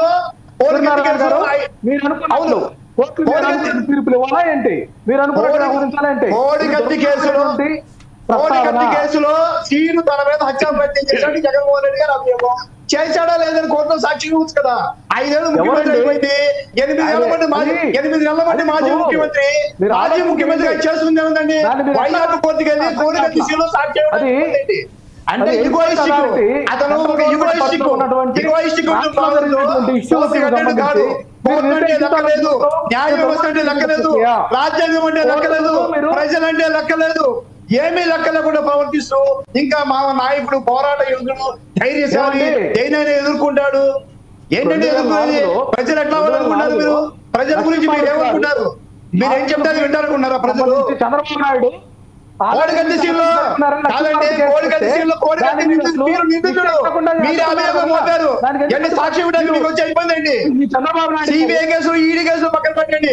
కోడికత్తి సీన్ కి సాక్షి వస్తే మీకు ఇబ్బంది అండి. అక్కడికి ఎందుకు వెళ్ళాలంటున్నారు? కంప్లీట్ సూర్యనారాయణ గారు ఒక నిమిషం. సూర్యనారాయణ గారు రామారావు గారు ఒక నిమిషం. I will come back. ఒక నిమిషం ఆగండి. వ్యక్తి ఎవరు లేరు. రాజ్యాంగం ఉందా? ప్రజలన్నా సమాజం అన్నా జగన్మోహన్ రెడ్డికి లెక్కలేదు. కేవలం తన స్వార్థం. రామారావు గారు ఒక్క నిమిషం రామారావు గారు సూర్యనారాయణ గారు ఒక్క నిమిషం కమ్ బ్యాక్. రామారావు గారు ఒక్క నిమిషం సూర్యనారాయణ గారు రామారావు గారు ఒక్క నిమిషం కమ్ బ్యాక్. అరుణ గారు ఇందాక నేను కొన్ని క్వశ్చన్స్ అడుగుతా ఉంటే your listening to him very carefully. Aruna గారు మీ స్టేట్మెంట్స్ ఏంటి ఇందాక? ఎందుకు మీరు స్టేజ్ ఎత్తుకోవాల్సిన అవసరం ఏంటి? ఒక ప్రజా అరుణ గారు రామారావు గారు ఒక్క నిమిషం ఆగాలి. రామారావు గారు మీ ఆడియో, నేను ప్యానెల్ మెంబర్స్ అందరికీ ఒక మాట చెప్తా ఉన్నా, మీ ఆడియో మ్యూట్ చేయబడింది. లైవ్లో నా వాయిస్ తప్ప ఇంకెవరి వాయిస్ వెళ్ళట్లేదు. దయచేసి ప్యానలిస్ట్లో ఒక్క నిమిషం ప్యానలిస్ట్లో ఒక్క మాట వినాలి. ప్యానలిస్ట్లో ఒక్క మాట వినాలి. ప్యానల్లో ఉన్నటువంటి సూర్యనారాయణ గారు మీ వాయిస్ ఆన్ ఎయిర్ వెళ్ళట్లేదు. సూర్యనారాయణ గారు మీ వాయిస్ ఆన్ ఎయిర్ వెళ్ళట్లేదు. దయచేసి రిలాక్స్. అరుణ గారు యా మీరు విన్నారు కామెంట్స్ అన్ని, స్టేట్మెంట్స్ అన్ని మీరు విన్నారు. What's your statements? సార్ ఇప్పుడు ప్రధానంగా ఇందాక ఆయన రామారావు అన్న గారు ఒక మాట అన్నారు, పోరాడతారు జగన్మోహన్ రెడ్డి, విజయసాయి రెడ్డి గారు అప్రూవర్ గా మారితే అని చెప్పేసి ఒక డైలాగ్ అన్నారు. ఇక్కడ సమస్య ఏంటి అంటే అండి, విజయసాయి రెడ్డి గారు అప్రూవర్ గా మారలేదు కాబట్టి ఇప్పటి వరకు జగన్మోహన్ రెడ్డి గారు చట్టాలతోటి మిగతా పార్టీలతోటి పోరాడుతూ ప్రజల ముందు తను ఒక ఏమీ తెలియనటువంటి ఒక క్లీన్ చీట్ లాగా యాక్ట్ చేస్తున్నారు. నిజంగానే విజయసాయి రెడ్డి గారు కనుక అప్రూవర్ గా మారితే ఎవరితో పోరాడతారు? వాస్తవాలు బయటకు వస్తాయి. పోరాడదు ఎవరితో? ఇంకా చట్టాలతోటి కోర్టులతోటి వాస్తవాలు వెళ్ళి జ్యుడిషియరీ చేతిలో పడిన తర్వాత పోరాటాలు ఏమి ఉండవు, ఇంకా తీసుకెళ్లి లోపల ఏటేలో ఉంటాయి. ఫస్ట్ది. రెండోది రామారావు అన్న గారు మీరు మాట్లాడేటప్పుడు నేను మాట్లాడలేదు మీకు ఇచ్చిన రెస్పెక్ట్. రెండోది, ఇప్పుడు ఇన్ని రోజులు నిజంగానే జగన్మోహన్ రెడ్డి గారు కనుక ఎలాంటి మిస్టేక్ చేయకుండా ఇవి కేవలం తప్పుడు కేసులే కనుక అయ్యి ఉంటే 11 ఏళ్లుగా ఆయన ప్రతిసారి వాయిదాకి అటెండ్ అవ్వకుండా లాయర్ ద్వారానే పంపిస్తూ కౌంటర్లు దాఖలు చేయిస్తూ, లేదంటే ఆ రోజు వాయిదాకి వెళ్లకుండా కారణాలను చూపిస్తూ లాయర్ని అటెండ్ చేయాల్సిన అవసరం లేదు. ఆయన కనీసం 2 సంవత్సరాలు కనుక వెంటనే కనుక కోర్టు చేసినటువంటి వాయిదాలు కనుక అటెండ్ అవ్వగలిగితే 2 సంవత్సరాల్లో కంప్లీట్ అయ్యే కేసులు. ఎందుకంటే ఆల్రెడీ ఆస్తులు జప్తు చేసింది ప్రభుత్వం. ఆస్తులు జప్తు చేసి గవర్నమెంట్ అండర్ కంట్రోల్ ఆస్తులు ఉన్నప్పుడు డెఫినెట్ గా అతను ఆ ఆస్తుల నుంచి ఇతను ఒక్క రూపాయి కూడా తీసుకోవడానికి లేని విధంగా లాక్ చేసినప్పుడు గవర్నమెంట్ 2 years కంటిన్యూస్ గా కనుక కోర్టుకు అటెండ్ అయితే కేసులు అనేవి ఒక కొలిక్కి వచ్చేస్తాయి. అయితే నేరస్తుడా లేదా నిర్దోష అనేది తేల్చేస్తాయి కోర్టులు. ఇది యాజ్ పర్ ప్రొసీడింగ్స్ ప్రకారం ఇండియన్ లాలో ఉన్నటువంటి సిస్టమ్ ఇదంతా కూడా. అయినా సరే అపోజిషన్ లో ఉన్నప్పుడు వెళ్ళలేదు. ఎందుకంటే అప్పుడు ఒకవేళ ఏమైనా కోర్టుల్లో ఏమన్నా అవకతవకలు జరుగుతాయేమని చెప్పేసి చట్టాలను నమ్మలేదు, పోలీసులు నమ్మలేదు కాబట్టి వెళ్ళలేదు. ఓకే, ఆంధ్రప్రదేశ్ గవర్నమెంట్ అనేది జగన్మోహన్ రెడ్డి గారి చేతిలో ఉన్న 5 ఏళ్లలో కూడా ఎందుకు ఆయన కేసులు ఆయన అటెండ్ అవ్వలేదు, ఎందుకు ఆయన కేసులు ఆయన క్లియర్ చేయించుకోలేదు, ఎందుకు ఆయన జప్తు చేసినటువంటి ఆస్తులను రిలీజ్ చేయించుకోలేదు?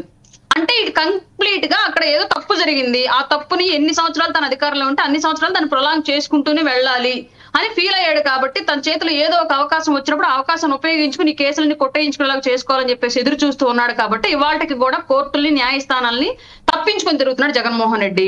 ఇవాళ ప్రధానంగా విజయసాయి రెడ్డి గారు పార్టీ మారినప్పటికీ కూడా వ్యవస్థలో ఏ ఒక్కరు నోరెత్తలు, అదే ఇంకొకరు పార్టీ వారికి తెగ తిట్టేసేవాళ్ళు, అందరూ ఇష్టారీతికి తిట్టేసేవాళ్ళు. కానీ విజయసాయి రెడ్డి గారు పార్టీ నుంచి సైలెంట్ అయిపోయినాక ఒక్కరు నోరెత్తలు మీరు కావాలని చూడండి. ఎందుకంటే చాలా మందికి వీళ్ళు గనక విజయసాయి రెడ్డి గారిని ప్రొవోక్ చేస్తే, తిట్టి రెచ్చగొడితే, అతను అహం దెబ్బతింటే మహా అయితే ఎలాగో 16 నెలలు జైలు శిక్ష నేను కూడా అనుభవించాను, ఇంకొక 2 సంవత్సరాలు 3 సంవత్సరాలు పడిద్దేమో, ఆస్తులు ఎలాగో నా దగ్గరలో జగన్మోహన్ రెడ్డి గారి కాబట్టి నేను కేవలం అందులో సహకరించినటువంటి వ్యక్తిగానే ఉన్నాను కాబట్టి నాకు పడే శిక్ష తక్కువే ఉండిద్ది అని చెప్పేసి కనుక ఈగో దెబ్బతింటే విజయసాయి రెడ్డి గారిది అప్రూవర్ గా మారితే జగన్మోహన్ రెడ్డి హిస్టరీ ఫ్యూచర్ ఏంటనేది అందరికీ తెలుసు కాబట్టి పార్టీలో, అందుకే ఎవరు నోరెత్తకుండా విజయసాయి రెడ్డి గారు రెచ్చగొట్టకుండా సైలెంట్ గా ఉన్నారు. కాకపోతే నిన్నేదో యాదృచ్ఛికంగా ఒక పదం నోరు జారేశాడు జగన్మోహన్ రెడ్డి గారు, దానికి తగ్గట్టుగా కౌంటర్ విజయసాయి రెడ్డి గారు ఇవ్వడం జరిగింది. కంప్లీట్ గా విజయసాయి రెడ్డి గారిని గనక గతంలో పోయినటువంటి నాయకులను గనక మాట్లాడినట్లుగా మాట్లాడితే తారుమారయ్యేది జగన్మోహన్ రెడ్డి గారి భవిష్యత్తే. కాబట్టి విజయసాయి రెడ్డి గారి జోలికి వీళ్ళు వెళ్ళరు. అరుణ గారు ఆయన పోయిన వాయిదాలు కూడా రికార్డ్ అయ్యాయి, ప్రపంచ రికార్డ్ అయింది. అన్ని వాయిదాలు కోరాడు, ఎవరు కోరిన వాయిదాలు 1000 వాయిదాలు కోరాడు, ప్రపంచ రికార్డ్ అది. ఇప్పుడు ఆయన ఏదో చట్టాల మీద గౌరవం ఉందని చెప్తారు రామారావు గారు. ఇంట్రెస్టింగ్. అలాగే సార్ ఇందాక ఇంకో మాట అన్నారు రామారావు గారు, చుండూరు ఘటన అనేది యాక్చువల్ గా అసలు ఇది అంటే మేబీ అది తప్పు, కానీ ఇక్కడ ప్రస్తావించాలంటే కంపేర్ చేసే సిచ్యువేషన్ కాదు. ఎందుకంటే చుండూరు ఘటన అనేది అగ్రవర్ణాలు అణగారిన వర్ణాల మీద చేసినటువంటి ఒక దాష్టికం, అది హిస్టరీలో మిగిలిపోయేటువంటి ఒక మారణ కాండ. కానీ ఇక్కడ డాక్టర్ సుధాకర్ గారిని ఒక ప్రభుత్వం ఒక దళితుడిని కేవలం పార్టీని అంటగట్టి చంపినటువంటిది సిస్టమ్. ఇది మీరు చేసినటువంటి తప్పుని ఎక్కడో జరిగినటువంటి అమానుష ఘటనకి కంపేర్ చేసుకోవడం మీరు ఎంత దారుణమైనటువంటి ఆలోచనలో ఉన్నారో అర్థమైపోతుంది. రైట్ అరుణ గారు వెల్కమ్ బ్యాక్ టు రైట్. అది రామారావు గారు బాగుజాలం కదా, వైసీపీ బాగుజాలం అండి. అరుణ్ గారు వైసీపీ బాగుజాలం అట్లాగే ఉంటుంది. ఎందుకంటే ఎదురుదాడి చేస్తారు, సమాజం పిచ్చిది అనుకుంటారు, ప్రజలు అమాయకులు అనుకుంటారు. రైట్ సూర్యనారాయణ గారు వెల్కమ్ బ్యాక్. మూర్తి గారు అందరు స్టేట్మెంట్స్ మీరు విన్నారు. సో ఇక్కడ ఇప్పుడు మీరు చెప్పాలి సార్ అందరు స్టేట్మెంట్స్ విన్న తర్వాత. ఇంతకుముందు ఆ సోదరి అరుణ గారు చెప్పినట్టుగా ఆస్తులు జప్తు చేసి ఉన్నాయండి, జగన్ గారివి జప్తు చేసి ఉన్నాయి ఈడీ. అవును, అందుకని చేయలేదని అనుకోకండి. అయితే నేనేమంటున్నానంటే ఏమీ లేకుండానే 16-18 నెలలు జైల్లో ఎందుకు ఉంచుతారు? ఏమీ లేకుండానే స్టేలు ఎందుకు తెచ్చుకుంటాం మనం? ఏమీ లేకుండానే ఐఏఎస్లు ఎందుకు సస్పెండ్ అయ్యి శంకరగిరి మాన్యాలు పట్టాల్సిన పరిస్థితి వచ్చింది? ఏమీ లేకుండానే ఓ 2 రాజకీయ పార్టీలు తలుచుకుంటే ఏ కేసైనా పెట్టేయగలుగుతారా? అది కరెక్ట్ కాదు. వాస్తవాలు ఉన్నాయి.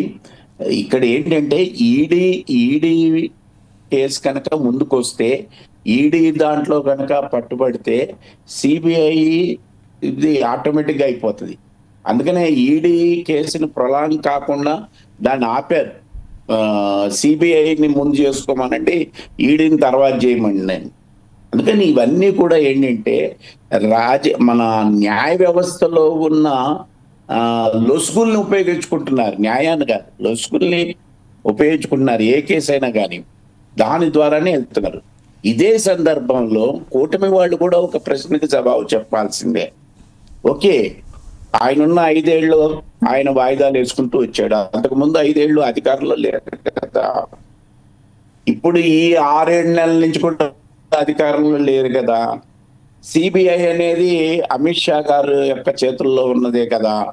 ఎందుకు వేగవంతం చేయట్లేదు? వివేకానంద రెడ్డి గారి యొక్క విషయంలో సిబిఐ ఎందుకు ముందుకు వెళ్ళలేకపోతూ ఉన్నది? ఇప్పుడు రాష్ట్ర పోలీస్ అంతా కూడా కూటమి చేతుల్లోనే ఉన్నది కదా.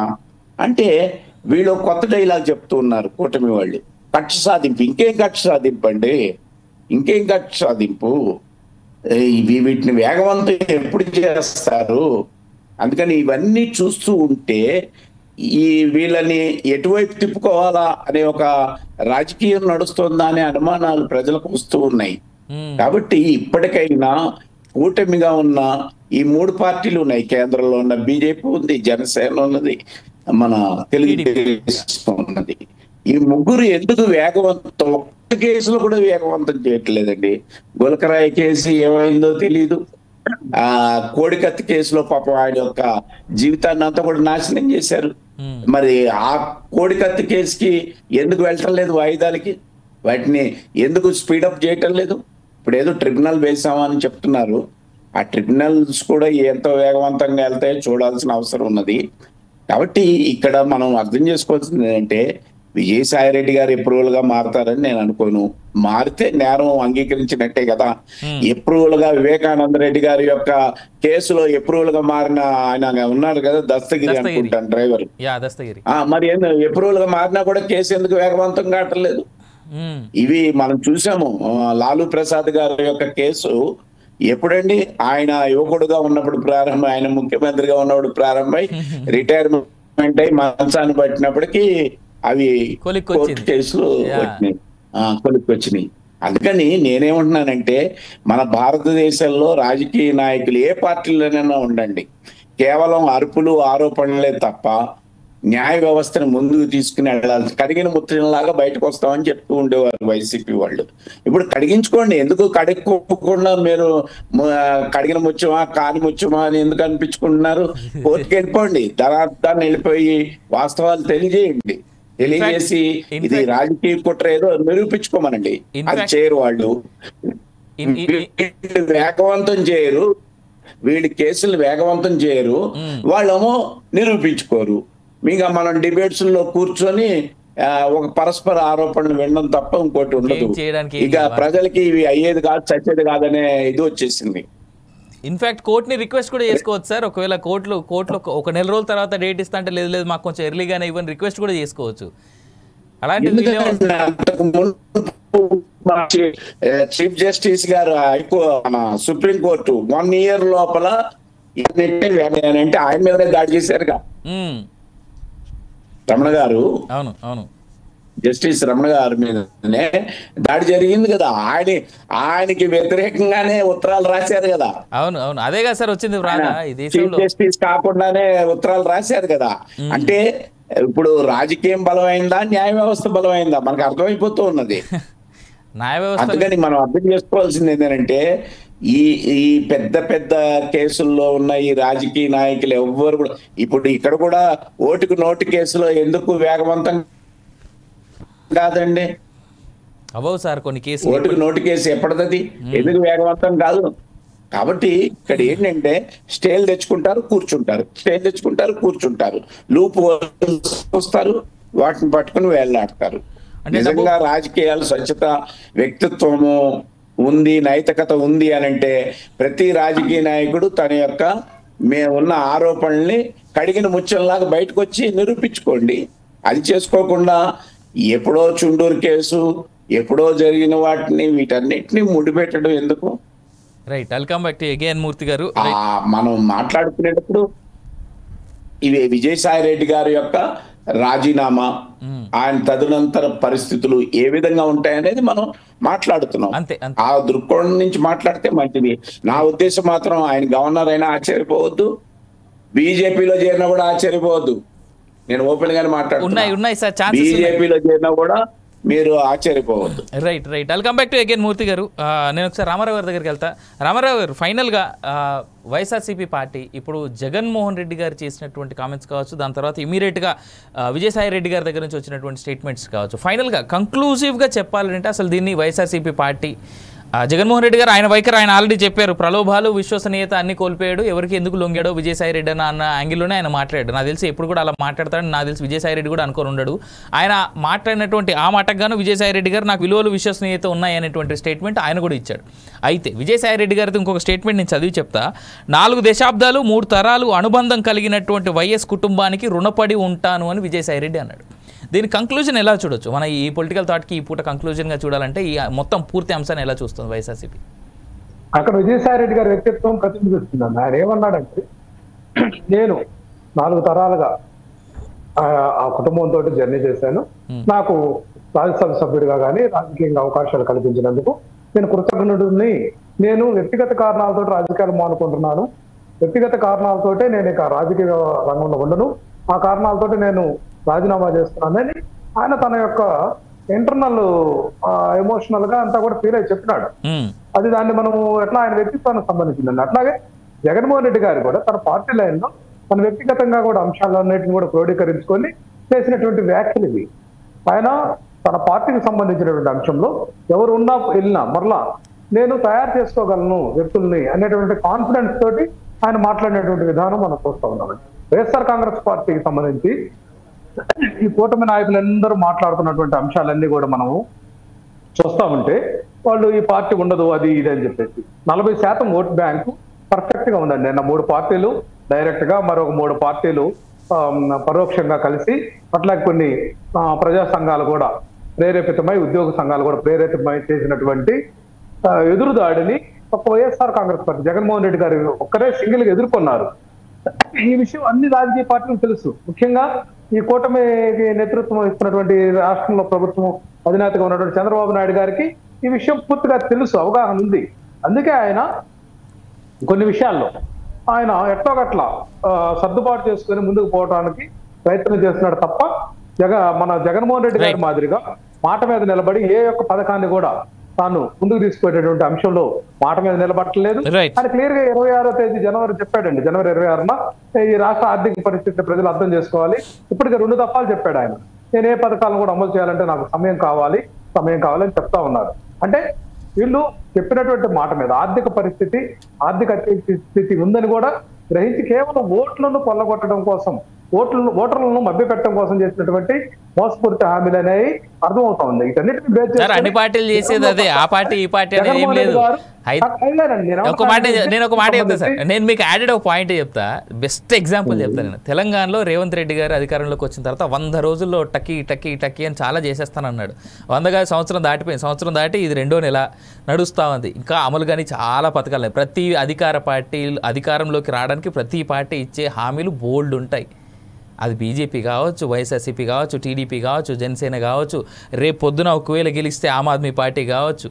నేను చాలా సందర్భాల్లో నా ఈ డిబేట్లో నేను మొన్న చెప్పాను, ఢిల్లీ ఎన్నికలకి ముందు అక్కడ పాల్గొంటున్నటువంటి 3 పార్టీలు కాంగ్రెస్, ఆపు, బీజేపీ, మేము అన్ని ఫ్రీ పథకాలు ఇస్తా ఉన్నాం తప్ప ఢిల్లీలో ఉన్నటువంటి కాలుష్యాన్ని తగ్గించేందుకు ఒక పథకం మేము తీసుకొస్తున్నామని ఒక్క పార్టీ ఓపెన్గా మాట్లాడినటువంటి ఘటన లేదు అని.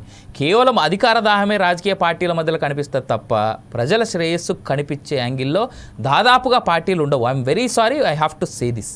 ఒక కామన్ మ్యాన్గా సారీ అండి, మీరు వైసీపీ అని కూడా అనొద్దు, ఎందుకంటే 99% హామీల్ని అమలు చేసినటువంటి ఘనత భారతదేశంలో. Right, welcome back. టైం అయిపోయింది. మీరు 95 అంటా ఉన్నారు, ఏదో ఒక రోజు లెక్కలు తీసుకొని మళ్ళీ కూర్చొని మాట్లాడడం నేనే మాట్లాడతా దాని మీద డిబేట్. రైట్, సూర్యనారాయణ గారు కంక్లూజన్ ప్లీజ్. యా సార్, ఇప్పుడు మీరు విజయసాయి రెడ్డి గారు ఆ మాట్లాడటంలో ఆంతర్యం ఏంటంటే మళ్ళీ పరిపాలన మీదకి వెళ్ళాడండి. జగన్మోహన్ రెడ్డి గారు ప్రతి జనవరి 1st కి జాబ్ క్యాలెండర్ ఇస్తా ఉన్నాడు. 5 ఏళ్లలో ఇచ్చాడా? 5 ఏళ్ల కాలంలో 3 ఏళ్ళు అమ్మఒడి ఇచ్చాడు. ఏదైనా ఒక ప్రజాపాలన చేశాడా? 600 కోట్లు పెట్టి విశాఖపట్నంలో కొండని తవ్వి పెద్ద బంగళా కట్టుకున్నాడు. దానివల్ల ప్రయోజనం ఏంది? అదే ఇంకొక 200 కోట్లు యాడ్ చేసి 800 కోట్లలో సంక్రాంతి పండుగ నాటికి చంద్రబాబు నాయుడు గారి నాయకత్వంలో కూటమి ప్రభుత్వం రోడ్లు బాగు చేసింది. అలాగే రంగులు వేయటం, రంగులు చేయటం, ప్రభుత్వ ఆస్తుల మీద కోర్టు తిట్టిన తర్వాత రంగులు వేసేందుకు ఒక ఖర్చు, రంగులు తీసేందుకు ఒక ఖర్చు, 4,000 కోట్ల రూపాయలు దుర్వినియోగం రంగుల కోసం చేశాడు. ఎక్కడ సుపరిపాలన, ప్రజా పరిపాలన, ప్రజారంజన పరిపాలన 5 ఏళ్లలో ఇచ్చారో చెప్పాలి. అట్లాగే అందరూ కలిసి ఆయన మీద దాడి చేశారన్నారు. అప్పుడు కూడా 2014-19 మధ్య కూడా చంద్రబాబు గారు జగన్మోహన్ 19-24 మధ్య కూడా చంద్రబాబు గారికి జగన్మోహన్ రెడ్డి గారికి ఓటింగ్ శాతం 1.3%. అప్పుడు మరి జగన్మోహన్ రెడ్డి గారికి చాలా మంది పరోక్షంగా మద్దతు ఇచ్చారు. అయినా నేను 23 సీట్లు గెలిచాం. మరి మీరు ఇప్పుడు 11 సీట్లే గెలిచారు. ప్రతిపక్ష హోదా లేకుండా ప్రతిపక్ష హోదా ఇవ్వాలి, ముఖ్యమంత్రికి ఇచ్చినంత సమయం ఇవ్వాలి, దాన్ని గొప్పగా చూడాలంటూ కూడా మీరు కోర్టుకు వెళ్ళారు. ఇది మీకు రాజ్యాంగం పట్ల ఉన్నటువంటి గౌరవం. మీరు దయ్యాలు వేదాలు వలించినట్టు తప్పులన్నీ చేస్తూ ఎదుటివాడు తప్పులు అన్నట్టుగా మాట్లాడడం అనేది వైఎస్ఆర్ పార్టీకి పేటెంట్ హక్కు అయిపోయింది. వాళ్ళకి వెనకబెట్టిన విద్యగా మారిపోయింది.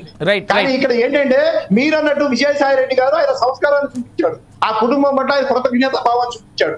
కానీ ఆయన వెళ్ళిన సందర్భంలో జగన్మోహన్ రెడ్డి గారి కామెంట్ చూస్తే ఆ నలుగురితో పాటు ఈయన ఒక్కడు అన్నట్టుగా ఏదో పైకి మేకపోతు హామీ కల్పిస్తున్న అంతర్మతంలో ఆందోళనకు గురవుతున్నాడు.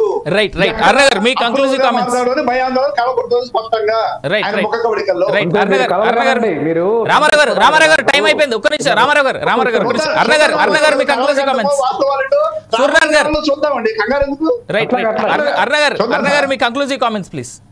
మీరేమన్నారు 151 సీట్లు పెంచాము, 37 మేమన్నారు. సూర్యనారాయణ గారు టైం అయిపోయింది. సూర్యనారాయణ గారు టైం అయిపోయింది. 164 సీట్లతో కూటమి గెలిపించారు. కలలు కందాం. సూర్యనారాయణ గారు టైం అయిపోయింది ప్లీజ్. టైం అయిపోయింది. అర్ణ గారు మమ్మల్ని ఇద్దరిని గమనిస్తున్నారు.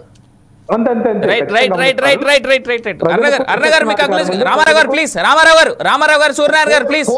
వాస్తవాల్లో ఉంటుంది. కళలకు అనేది జగన్మోహన్ రెడ్డి గారు అయిపోయింది. 2.0 వెళ్ళిపోయేటప్పుడే చంద్రబాబు గారు కళ్ళ. రైట్, అర్ణ గారు మీ కంక్లూజివ్ కామెంట్స్. వాళ్ళు అలాగే మాట్లాడుతూ ఉంటారు. అర్ణ గారు ప్లీజ్ గో హెడ్. వాళ్ళని వదిలేసేయాలి. మీరు మీ కంక్లూజివ్ కామెంట్స్ ఇచ్చేస్తే నేను క్లోజ్ చేసుకుంటా. సార్, జగన్మోహన్ రెడ్డి అనే వ్యక్తి అధికారంలో ఉన్నన్ని రోజులు కార్యకర్తలకు దూరంగా ఉన్నాడు, గెలిపించిన నాయకులకు దూరంగా ఉన్నాడు. ఇవాళ కనీసం ఆ రోజు అధికారం అనే ధైర్యం ఉంది కాబట్టి వాళ్ళు ఎలాగోలా చలామణి అవ్వగలిగారు. సొసైటీలో వివిధ రకాలైనటువంటి ఇబ్బందికరమైన పరిస్థితులకి పాల్పడుతూ తెగబడుతూ. కానీ ఇవాళ అధికారం లేదు, ప్రతిపక్షంలో ఉన్నారు. ప్రతిపక్షంలో ఉన్నప్పుడు కార్యకర్తలకి నాయకులకి దగ్గరగా ఉండి వాళ్ళకి భరోసా నింపాల్సినటువంటి బాధ్యత ఒక నాయకుడికి ఉండాలి. కానీ జగన్మోహన్ రెడ్డి అనే వ్యక్తి వాళ్ళకి కార్యకర్తలకు దగ్గరగా లేడు, నాయకులకు దగ్గర లేడు. అయితే Tadepalli palace to Bengaluru palace, లేదా Bengaluru palace to London palace తిరుగుతూ ఉన్నాడు. ఇలా ఆయన కార్యకర్తల్ని, పార్టీని విస్మరించిన రోజులు వాళ్ళ యొక్క ఆస్తులను కాపాడుకోవడానికో, లేదంటే వాళ్ళ మీద ఉన్నటువంటి కేసుల నుంచి తప్పించుకోవడానికో, లేదంటే వాళ్ళకి ఎదురవుతున్నటువంటి స్థానిక ఒత్తిడిని ఎదుర్కోవడానికో, లేదంటే వివిధ రకాల కారణాలతోటి ఖచ్చితంగా ప్రతి పార్టీలో ఉన్నటువంటి కింది స్థాయి నుంచి పై స్థాయి కార్యకర్తల వరకు అందరూ కూడా ఇలాగే జగన్మోహన్ రెడ్డిని వదిలేసి వెళుతూనే ఉంటారు. ఇప్పుడైనా రియలైజ్ అయ్యి మొన్న ఏదో అంటున్నాడు 2.0 అని, ఇంకా 30 ఏళ్ళు మనమే ముఖ్యమంత్రి, ఈ హెలిసినేషన్ నుంచి బయటకు వచ్చేసి పార్టీని కాపాడుకోవాలి, నా కోసం నిలబడే కార్యకర్తలకు నేను భరోసా ఇవ్వాలి అని చెప్పేసి ఇప్పుడైనా సరే వచ్చి జనాల్లో తిరుగుతూ పార్టీ కార్యకర్తలకు కనుక అందుబాటులో ఉంటే కనీసం ఇప్పుడున్న క్యాడర్ నైనా కాపాడుకోగలడు. లేదంటే తొందరలో ఎత్తిపోత పథకం కింద ఎత్తేసే పార్టీ కింద వైఎస్ఆర్సీపీ ఉండి ఆంధ్రప్రదేశ్ లో ఈ విషయం జగన్మోహన్ రెడ్డి గారు రియలైజ్ అయితే మంచిది. రైట్ మూర్తి గారు, ఫైనల్ గా మీ కంక్లూజివ్ కామెంట్ సార్. ఫైనల్ గా ఒకటే, ఆయన చెప్పినట్టుగా వ్యవసాయానికే పరిమితం అయితే ఆనందిద్దాం. అలా కాకుండా గవర్నర్ పదవి తీసుకున్నా దాని వెనకాల రాజకీయం మనకు అర్థం అవుతుంది. లేదా ఈ కూటమిలో ఏ పార్టీలో చేరినా కూడా దాని వెనకాల ఈ పార్టీ యొక్క ప్రభావాలు, ఈ కూటమి పార్టీల యొక్క ప్రభావం ఆయన మీద ఉంది అని భావించాల్సి వస్తుంది.